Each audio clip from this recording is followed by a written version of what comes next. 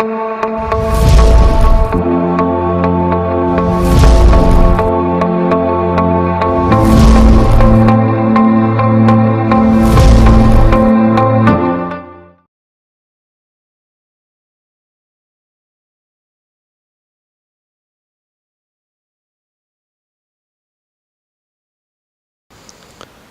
Dear students, आज अपन discuss कर रहे हैं क्वेश्चन कोड DR1792। तो इसमें क्या गिवन है कि एक यूनिफॉर्म सिलेंडर है, ठीक है। इसमें पीछे तरफ सिलेंडर है जिसका मास m गिवन है और रेडियस r है। तो ये वाली जो रेडियस है वो r है। एक रोप है जिसकी लेंथ l है, मास m है। बहुत ही थिन रोप है, इसकी कोई थिकनेस नहीं है, यानी इसके चारों ओर जो अपना डायमीटर है इसको अपन को नेगलेक्ट करना है। और एक्स लेंथ की रोप जो है वो हैंग कर रही है, ठीक है।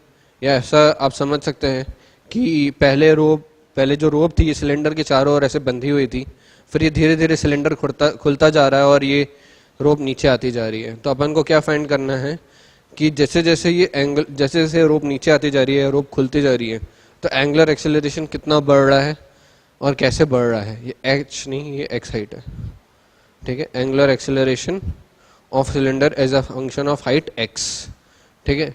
तो सबसे पहले तो अपन क्या करेंगे कि इसमें अपन दो इक्वेशन से लिखेंगे। कौन कौन सी? एक फोर्स इक्वेशन है, एक टॉर्क इक्वेशन। तो सबसे पहले फोर्स इक्वेशन लिखते हैं। तो फोर्स इक्वेशन लिखने के लिए मैं क्या बोलूँगा कि मान लेता हूँ कि ये जो रोप है ना, वो मास per unit length of rope क्या है? लैम्डा। मैं ये मान रहा हूँ मास पर यूनिट लेंथ क्या है? लैम्डा है। और लैम्डा की वैल्यू क्या होगी? छोटा m/l, है ना। तो अगर मेरा एक्स मास हैंग कर रहा है तो एक्स मास क्या होगा? मास ऑफ हैंगिंग रोप क्या होगी? मैं मान लेता हूँ ये m डैश है, ठीक है। और वो m डैश की वैल्यू होगी m/x/l, क्योंकि वो लैम्डा इंटू एक्स होगा और लैम्डा की वैल्यू मैंने m/l डायरेक्ट पुट कर दी है।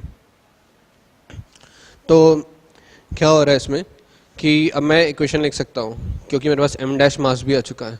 तो ये m डैश मास जब नीचे जा रहा होगा, मान लीजिए m डैश मास है, इसको मैं रोप को एक छोटा सा ब्लॉक मान सकता हूँ और m डैश जी से वो उस पर नीचे एक फोर्स लग रहा होगा, वेट उसका, इस पर टेंशन ऊपर की तरफ होगा और ये एक्सेलरेशन ए नीचे से जा रहा होगा। अच्छा, इसमें टेंशन क्या है? टेंशन भैया वो पॉइंट है जिससे नीचे वाली जो नीचे इसमें बीच में आप सेंटर पे देख सकते हैं एकदम रोप के। तो ये जो नीचे वाला पार्ट है जो ऊपर वाले पार्ट को खींच रहा है वो टेंशन है इसके इसमें, है ना। तो मैं वही वाला टेंशन यूज़ कर रहा हूँ। अपन को इररिलेवेंट है कि इसमें टेंशन की वैल्यू क्या आती है और कैसे आती है, बट फिर भी मैंने समझाने के लिए आपको बताया। तो मैं बोलूँगा m-g minus T is equal to क्या बोलूँगा? m-a, ठीक है। m-g minus T is equal to m-a। तो ये मेरी इक्वेशन नंबर 1 आ गई। दूसरी इक्वेशन मेरे को टॉर्क इक्वेशन से आएगी जो कि मैं सिलेंडर की लिखूंगा। तो ये मेरा सिलेंडर है जिसके चारों ओर थोड़ी बहुत रोप लटकी हुई है, ठीक है। और रोप इस तरीके से लटकी हुई है क्योंकि उसका सेंटर जो है, सेंटर ऑफ ग्रेविटी, वो कहाँ पे आ रहा है? वो आ रहा है सेंटर पे ऑफ सिलेंडर के, ठीक है। इससे क्या फ़ायदा हो रहा है कि भाई अपन ये बोल सकते हैं कि जो मेरा रोप का भी mg होगा वो रोप और इसका सेंटर ऑफ मास बीच में कॉमन इस पे आ जाता है, ठीक है। ये इसका फ़ायदा हुआ है गिवन होने को। तो भाई क्या हो रहा है कि इसमें जब अपन टॉर्क की क्वेश्चन लिखेंगे तो मेरा टेंशन है जो कि कुछ इस तरह से लग रहा होगा, है ना। ये मेरा लेंथ r, ये मेरा रेडियस r है। और क्या गिवन है मुझे? हाँ, मुझे अब इसमें लिखा है टॉर्क की क्वेश्चन क्या होगी? Torque net is equal to T into R, ठीक है। ये मेरा टॉर्क नेट होगा which is equal to I alpha. अच्छा, आई अल्फ़ा में अगर आप ध्यान से देखिए तो मेरे पास दो चीज़ों का मोमेंट ऑफ इनर्शिया मुझे लेना पड़ेगा, है ना, आई अल्फ़ा में। तो आई की वैल्यू क्या लिखूंगा मैं? एक तो आई of cylinder plus I of rope, ठीक है। जो आई ऑफ सिलेंडर होगा, क्या मैं बोल सकता हूँ कि वो mr²/2 होगा, ठीक है। m/r² होगा। और जो मेरा रोप होगा, अच्छा ये कैपिटल M मास है, कैपिटल M r² होगा। और ये जो आई रोप होगा वो क्या होगा कि भाई मेरा इधर एम डैश मास तो इधर हैंग कर रहा है, तो रिमेनिंग कितना मास होगा, एम माइनस एम डैश। और एम माइनस एम डैश को मैं ऐसा मान सकता हूँ कि इसका एक एक पार्टिकल एक एक पॉइंट मास की तरह एक्ट कर रहा है, या ऐसे एक रिंग की तरफ समझ सकते हो। तो मैं बोल सकता हूँ एम माइनस एम डैश जो है वो आर स्क्वायर, उसका moment of inertia M R square के बराबर होगा, या फिर इसमें इन दिस केस एम क्या है, एम माइनस एम डैश, तो M minus M dash R square. ठीक है, ये मेरा मोमेंट ऑफ इनर्शिया आएगा। इसकी वैल्यू जब मैं इधर पुट करूँगा और आर आर कैंसिल हो जाएगा, ये मेरा स्मॉल आर है, जब आर आर कैंसिल हो जाएगा तो कुछ इस तरीके का दिखेगा आपको T is equal to M R by two M minus M dash R alpha. ठीक है, मैं आर को बाहर निकाल लेता हूँ, है ना। अच्छा, एक और चीज़ इसमें मैं बता सकता हूँ क्या, कि भाई जो मेरा एक्सेलरेशन जिससे नीचे जा रहा होगा, क्या वही एक्सेलरेशन और इस एंगुलर एक्सेलरेशन में एक रिलेशन होगा, और वो रिलेशन आप गेस कर सकते हैं बिल्कुल बहुत आसानी से, और वो क्या होगा, ए is equal to are alpha. ठीक है, तो अगर ये ए is equal to are alpha है, तो मैं ये आर अगर मैं बाहर ले जाऊँ तो आर अल्फ़ा की वैल्यू मैं ए भी पुट कर सकता हूँ। तो ये टेंशन की वैल्यू क्या आ गई, टेंशन की वैल्यू होगी M by two capital M, और ये M minus M dash acceleration. ठीक है, ये मेरा टेंशन की वैल्यू आ चुकी है, मैंने ये आर अल्फ़ा की वैल्यू यहाँ से सब्सटीट्यूट करी है। ठीक है, मैंने एज्यूम करा है कि यहाँ पे अगर ये अल्फ़ा एक्सेलरेशन से घूम रहा होगा, तो जिस एंगुलर एक्सेलरेशन से घूम रहा होगा और जिस एक्सेलरेशन से नीचे जा रहा होगा उसके बीच में रिलेशन होगा, क्योंकि यहाँ पे जो tangential acceleration between the rope and the pulley is same है ना, दोनों का सेम है, इसलिए ए is equal to are alpha आएगा।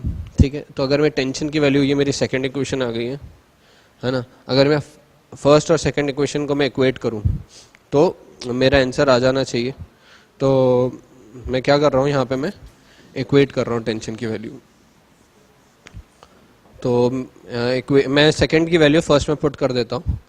तो सेकंड की वैल्यू जब मैं फर्स्ट में पुट करूँगा तो वो कुछ इस तरीके से आएगा कि M dash ji minus of capital M by two plus M minus M dash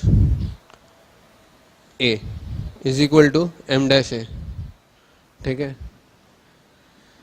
इसमें माइनस साइन में जब अंदर ले जाऊंगा और ये ब्रैकेट खुलेगा तो ये बनेगा minus M by to A plus M A plus M dash A is equal to M dash ए। यहाँ से एम डैश ए कैंसिल हो जाएगा, और एक्सेलरेशन की वैल्यू मैं ये दोनों टर्म्स माइनस में आएंगे, यहाँ भी ये भी माइनस में आएगा, ये वाला टर्म भी।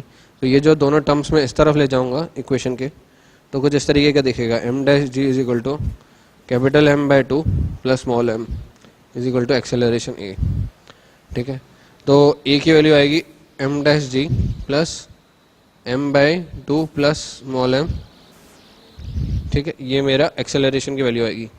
एम डैश की वैल्यू क्या मैं पुट कर सकता हूँ, वो आएगी एम एक्स बाई एल। यहाँ से देखिए एम डैश की value M X by L put कर सकता हूँ मैं, है ना। अगर मैं ये पुट करता हूँ तो और ये तो ये क्या किस तरीके से कुछ दिखेगा, ये दिखेगा M X by L into G divided by M by two plus small M. ठीक है, इसमें तो ऊपर नीचे टू से मल्टीप्लाई करूँ और एल नीचे ले जाऊँ तो कुछ इस तरीके का two M G X L upon M plus two M. ठीक है, ये मेरी एक्सेलरेशन की वैल्यू आ गई है। बट मुझसे पूछा तो क्या गया था, मुझसे पूछा गया था कि मेरा अल्फ़ा क्या है ना। तो मुझे पता है ए आ गया मेरा, तो अल्फ़ा मैं बोल सकता हूँ ए बाय आर होगा।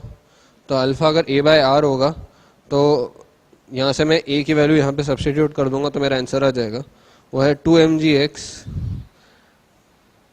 L into R capital M plus two M, जो कि मेरा आंसर है। That's all.